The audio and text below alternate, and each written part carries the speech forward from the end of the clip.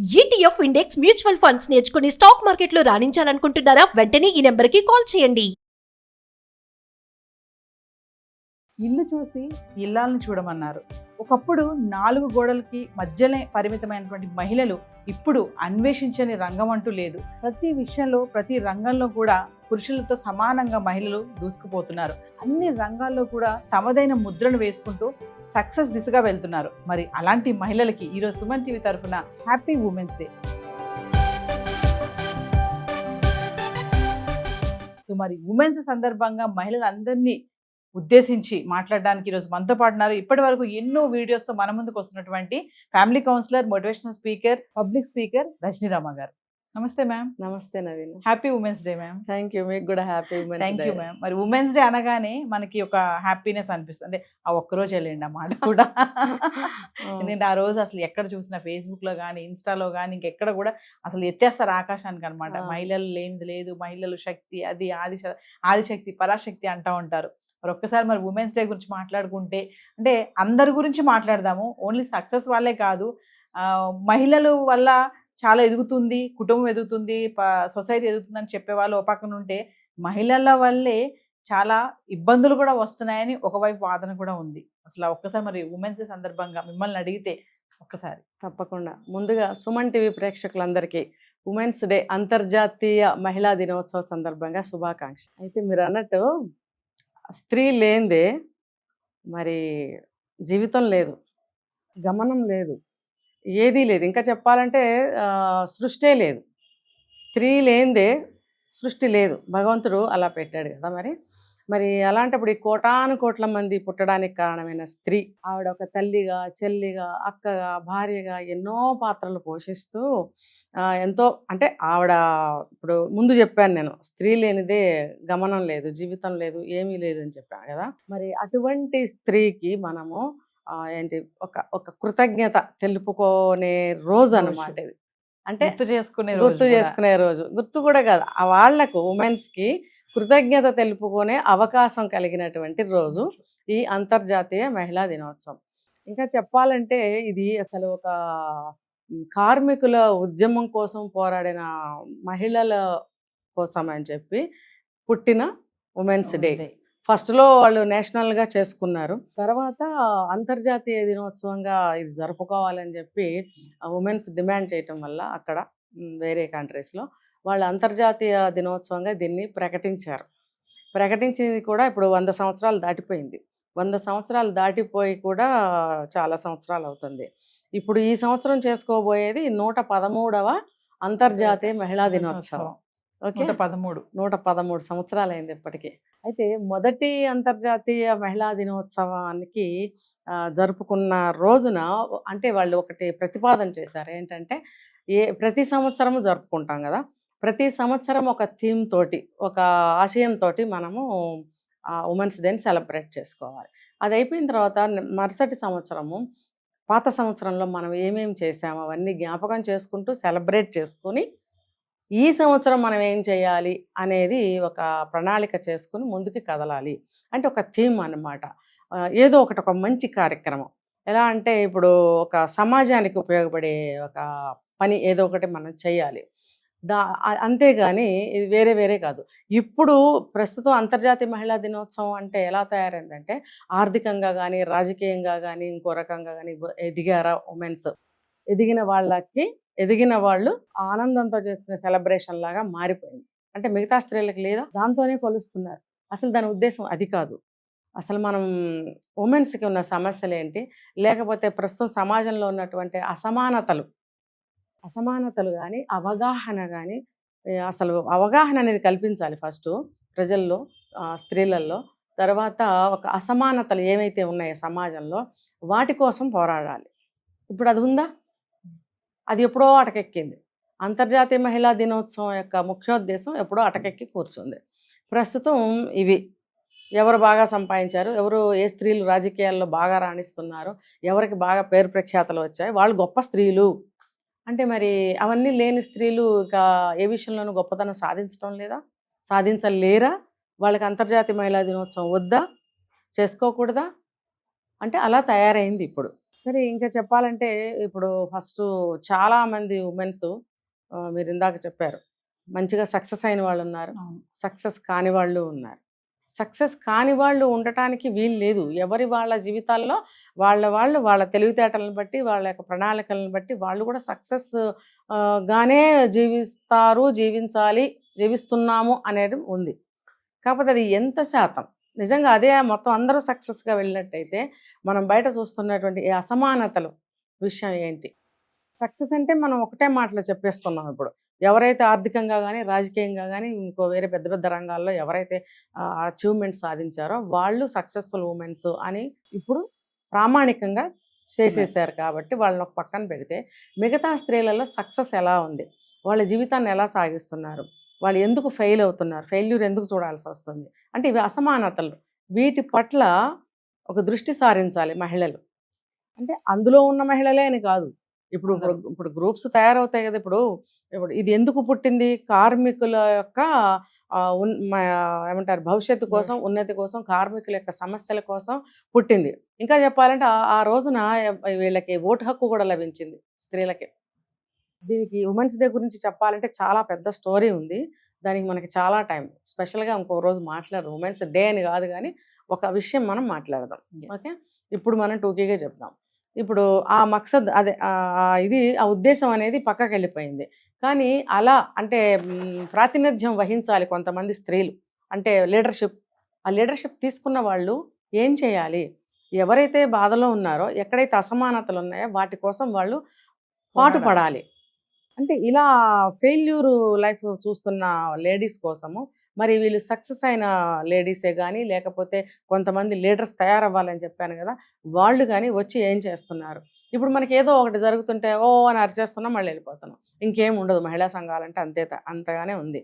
మరి ఆత్మహత్యలు, లేకపోతే అక్రమ సంబంధాలు, లేకపోతే పిల్లల్ని చంపేసేయడాలు, లేకపోతే తల్లిని చంపేయడం, అన్నం చంపేయడం, కూతుర్ని చంపేయడం, ఎవరిని పెడితే వాళ్ళని వావి వరుస లేకుండా రేపులు చేయటం, స్త్రీలు, అమ్మాయిలు, పిల్లలు ఎలా బలైపోతున్నారు. ఇవన్నీ కూడా ఈ యొక్క లీడర్షిప్ వహిస్తున్న స్త్రీలు చూడవలసిన విషయాలు. వాళ్ళకి అవగాహన కల్పించాలి, వాళ్ళకి ఒక ఉపాయం తెలియజేయాలి, ఒక ప్రణాళిక ఎలా వేసుకోవాలని వాళ్ళకి నేర్పాలి.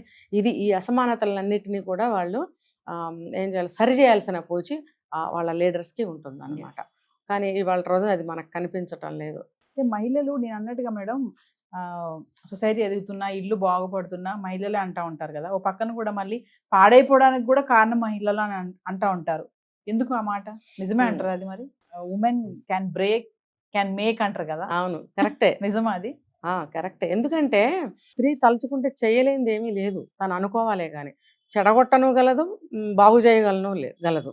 అంటే తను ఒక ఏమంటారంటే ఒక ఉద్దేశాన్ని నిర్ణయించుకోవాలి. తను ఏదైనా సరే మంచి దారిలో వెళ్ళాలి, ఒక మంచి పనిని చేయాలి, సక్సెస్ సాధించాలి. అంటే ఇప్పుడు అదంతా ఎవరు దృష్టిలో పెట్టుకోవట్లేదు. కేవలం ఏంటంటే నేను ఉద్యోగం చేస్తున్నానా, నేను ఒక ఒక ఒక ప్రమోషన్ తీసుకున్నానా, ఒక ఇల్లు కొనుక్కున్నానా, ఒక కారు కొనుక్కున్నానా, ఇంతవరకు ఆలోచిస్తున్నారు. అలా కాదు. ఇటు పక్క నుంచి చూస్తే అక్రమ సంబంధాలే కానీ, లేకపోతే ఒకరి వల్ల వీళ్ళు విక్టిమ్గా బాధించబడటం కానీ, ఇంకా చెప్పుకుంటే లిస్ట్ చాలా ఉంటుంది. ఆడవాళ్ళు ఒక కిందకి దిగిపోవడానికి కారణాలు అంటే అక్కడ వీళ్ళు మనసుని, సంకల్పాన్ని చాలా గట్టిగా అనుకోవాలి. వీళ్ళు మనసుని గట్టిపరచుకోవాలి. తర్వాత వాళ్ళు అనుకున్న ఒక విషయం ఏదైనా చెయ్యాలి అనుకుంటే దాని మీద గట్టిగా స్ట్రాంగ్గా నిలబడి అది అయ్యే వరకు మనం నిద్రపోకూడదు అంటారు కదా, అటువంటి సంకల్పాన్ని కల్పించుకోవాలి వీళ్ళు. అట్లా లేకుండా ఊరికే గాలిగా అనేసుకుని వదిలేసి అయితే అయింది లేకపోతే లేదు అంటే అక్కడ ఒక మైండ్ స్ట్రాంగ్ లేదు. వాళ్ళ ఆలోచనలకు కానీ, వాళ్ళ కోరికలకి కానీ, వాళ్ళు పయనించే తీరు మీద కానీ కంట్రోల్ లేకుండా ఉంది. ఆ సమయంలో దేనికి బాధపడుతున్నామో అది వెంటనే అమిరిపోవాలి. దేనికోసం అయితే మనం బాధపడుతున్నామో ఆ సమస్య వెంటనే తీరిపోవాలి.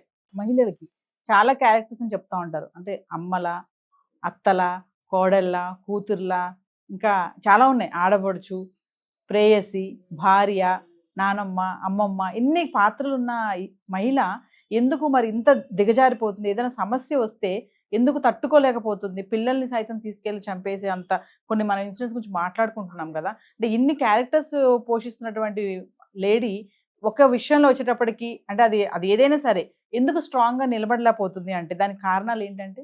ఒక ఒక స్త్రీ యొక్క ఏమంటారు విజ్ఞత, జ్ఞానం, ఒక మంచితనం, ఒక పద్ధతి, ఒక అక్షర జ్ఞానం అంటే చదువుకున్న స్త్రీ అయినప్పుడు 3 తరాలు బాగుంటాయి.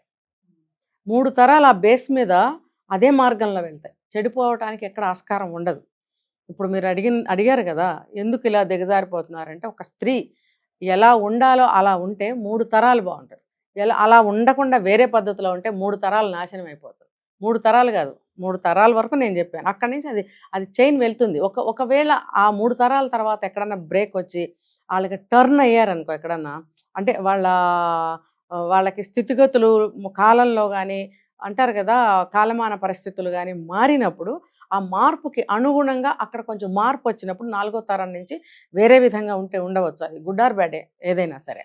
కానీ ఇక్కడ తీసుకుంటే మాత్రము ఒక మంచిని మనం ముందుకు తీసుకెళ్లాలన్నా, వెనక్కి కిందకి దిగజార్చాలన్నా 3 తరాల మీద ఒక స్త్రీ యొక్క పద్ధతి డిపెండ్ అయి ఉంది. ఆవిడ సరిగ్గా ఉంటే 3 తరాలు బాగుంటుంది, సరిగ్గా లేకపోతే 3 తరాలు పోతాయి. అందుకనే చెప్తారు, ఇంట్లో మీరు అన్నారు ఇందాక, అంటే ఇంటిని చూసి ఇల్లాలని చూడాలి. అక్కడ అర్థమైపోతుంది ఖచ్చితంగా. అంటే ఆ యొక్క పద్ధతిని, ఆ క్రమశిక్షణని ఆవిడ కలిగి ఉండి ఆవిడ అక్షరాస్యురాలైతే పిల్లలకి కూడా ఖచ్చితంగా చదువు చెప్పిస్తుంది. ఆవిడ చదువుకోలేదనుకో ఖచ్చితంగా పిల్లల్ని స్కూల్కి పంపాలనే థాట్ ఆవిడకి రాదు. నేను చదువుకున్నానా, నేను బ్రతకటం లేదా అనే మూర్ఖపు ఆలోచనలోనే ఉండిపోతుంది ఆవిడ. చాలామంది అలాగే చెప్తారు, మేము ఏం చదువుకున్నా మేము బ్రతకలేదా అంటే, ఎలా బ్రతికారు ఇక అందులోకి వెళ్తే అదొక టాపిక్ అవుతుంది. అదే బ్రతుకు మీ నెక్స్ట్ తరం రావాలా, ఆ నెక్స్ట్ తరం కూడా అలాగే ఉండాలా అని ఆలోచించిన స్త్రీ అయితే తను చదువుకున్నా చదువుకోకపోయినా 3 తరాలని బాగు చేస్తుంది. అలా అనుకుంటే 3 తరాల కిందకి పోతుంది. అందుకే ఆలోచనలోనే ఉంది, ఆ సెల్ఫ్ కంట్రోల్లోనే ఉంటుంది, ఒక క్రమశిక్షణలో ఉంటుంది అది. సో మేడం, ఫైనల్లీ మరి ఉమెన్స్ సందర్భంగా మా మహిళలందరికీ మీరు చెప్పేటటువంటి సజెషన్స్ ఏమైనా ఉన్నాయా? మనం రెగ్యులర్గా చెప్తూనే ఉన్నాము. ఫస్ట్ నేను చెప్పేది ఏంటంటే, వ్యక్తిత్వాన్ని కోల్పోవద్దు. వ్యక్తిత్వం అంటే తెలుసు కదా, మనం దేనికి లొంగకుండా, ఎక్కడ దిగజారకుండా మన తల్లిదండ్రులు ఎలా పెంచారో ఆ పద్ధతిలో మనం ముందుకు నడుస్తూ సక్సెస్ని సాధించాలి. ఈ లోపల ఈ మార్గ మధ్యంలో ఎన్నో నీకు కలర్ఫుల్ విషయాలు కనిపిస్తాయి, వాటన్నిటికీ లొంగకపోవడమే సెల్ఫ్ కంట్రోల్. అంటే ఏంటి, మేమేమన్నా సాధువుల్లాగా బ్రతకాలా అంటే ఆ క్వశ్చన్ వేసిన వాడు ఎవడో బాగుపడ్డాడు. ఆ క్వశ్చన్ వేయకుండా నిజమే కదా అని ముందుకు వెళ్తే ఖచ్చితంగా వాళ్ళు సక్సెస్ని చూస్తారు. కొంతమంది లాగా వాళ్ళ జీవితాన్ని నాశనం చేసుకోకుండా ముందుకు వెళ్ళగలుగుతారు. ఇప్పుడు చెప్తాను, అందరూ అలా ఏమి ఉండరు, కొంతమంది బాగానే ఉంటారు అనుకుంటాం కదా, ఆ బాగానే ఉంటారు అనుకునే వాళ్ళు ఇలా ఉంటారు. లేదు అని అంటే చిత్తం వచ్చినట్టుగా ఆలోచించి, చిత్తం వచ్చినట్టుగా ప్రవర్తించి కోరికలను అదుపు చేసుకోలేని వాళ్ళు ఎలా పడితే అలా వాళ్ళు గాలి ఎటేస్తే అటు వెళ్ళిపోతారు. వాళ్ళకి జీవితాలు ఉండవు. చివరికి తిరిగి చూసుకుంటే పతనమే మిగులుతుంది. కాబట్టి వీళ్ళకి సక్సెస్ కావాలా, పతనం కావాలా అనేది అమ్మాయిలు కానీ ఏ వయసు స్త్రీలైనా సరే ఎప్పటికప్పుడే మోటివేషన్ తీసుకోవాలి. నవీన ఎవరో వచ్చి చెప్పరు, మనంతో మాట్లాడుకోవాలి, మనతో మాట్లాడుకోవాలి. అది ఏంటంటే మనం ఎలా బ్రతుకుతున్నాం, ఒక 70 సంవత్సరాలు గడిచిపోయినాయి జీవితంలో. 70 సంవత్సరాల జీవితం ఎలా గడిచిపోయింది, నాకు నేను ఎలా బ్రతికాను, ఇప్పుడు ఏంటి ప్రస్తుతం ఉన్న పరిస్థితి, అంతా బాగుంటే ఓకే. లేదు చిన్న చిన్న సమస్యలుగా ఆవిడ ఎదుర్కొంటుంటే కనుక, మగవాళ్ళైనా ఆడవాళ్ళైనా అక్కడ సరే, ఇక్కడ ఆడవాళ్ళ విషయం కాబట్టి ఆవిడ ఆలోచించాలి, 70 ఏళ్ల జీవితం నాది ఎలా గడిచిపోయింది, ఇప్పుడు ఎందుకు నాకు ఈ ప్రాబ్లమ్స్ వచ్చినాయి అంటే నేను ఇక్కడ ఏదో మార్పు తీసుకురావాలి. ఆ మార్పు తీసుకొచ్చినట్టయితే, ఏదన్నా కొద్ది మార్చుకున్నట్లయితే బాగుంటుందేమో అని ఆలోచన చేయాలి ఆవిడ. నేను 70 ఏళ్ళు జీవించాను, అదంటే ఏమంటారు, నా సామ్రాజ్యాన్ని నేను ఎలా పాలించాను, ఇవాళ నాకు వచ్చి చెప్పొచ్చారా అని అంటే నీకు పతనం ఖచ్చితంగా ఆ రోజు నుంచే స్టార్ట్ అవుతుంది. మారుతున్న కాలంతో పాటు ఆలోచనలు మారాలి. మనం మారేదేముండదు, ఆలోచనలు మారితే ఖచ్చితంగా మన జీవితం కూడా మారుతున్న కాలంతో పాటు ఆ ప్రవాహంలో మనం కూడా మౌల్డ్ అయ్యి ఇలా వెళ్తూ ఉంటాం. అప్పుడు మనకి ఏ సమస్య రాదు, ఎవరితోనైనా మనం కలిసి ఉండగలుగుతాము. వాళ్ళని అర్థం చేసుకోవాలి. ఫస్ట్ ఆఫ్ ఆల్ అర్థం చేసుకున్నప్పుడు అదే మారుతున్న కాలంతో ఆలోచన చేయాలి అంటే అదే. లేదు నేను ఇలాగే ఉంటానంటే మీ పతనం తప్పదు. Thank you ma'am.